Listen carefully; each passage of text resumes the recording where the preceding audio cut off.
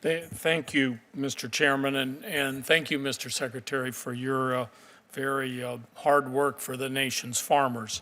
You know, Mr. Secretary, last year at this same hearing, we discussed the troubling impact of PFAS contamination on dairies in my home state of New Mexico.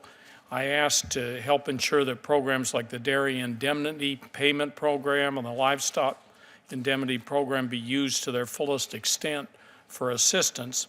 I believe you committed to that assistance and acknowledged that the government had a responsibility to help. Instead, the USDA has ended up revising its dairy indemnity payment program to put an end date on the assistance. My colleagues and I used the appropriations bill to include report language urging you to purchase and remove contaminated cows from the market rather than paying for prolonged monthly production indemnities. We also sent you a letter on February 7th urging this same outcome. As a comparison, USDA has already paid over $20 billion to compensate farmers for the impacts of trade disputes with China and other nations. These dairy farmers with PFAS contamination face ruin as a result of pollution from federal government facilities. Can I get your commitment to resolve this situation without further delay? Senator, it's my understanding that's exactly, we were moving along fairly progressively, certainly with the one dairy that I'm familiar with in your state, and I think we're very quickly, we had to get permission certainly from FDA over the residue levels of PFAS there where it could determine what we could do with the cattle there, but I think that's exactly what we're doing. We'll get you a resolution date on that. Great, thank you. This is, as you know, been going on far too long and creating a great deal of unnecessary stress and strain. I had a question on EQIP. We have traditional Hispanic communities in New Mexico known as land grants that have existed since the Spanish colonial days, dating back 400 years.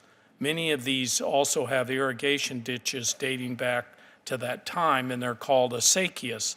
These communities and farming practices are a treasured part of our traditional culture and agriculture in New Mexico, and I've worked for years to make sure these entities are eligible for the Environmental Quality Incentives Program. I made sure that the 2014 Farm Bill allowed USDA to enter into alternative agreements with them. Yet we have heard from our stakeholders that there is still not clear confirmation from USDA regarding the eligibility of acequias in the EQIP rules.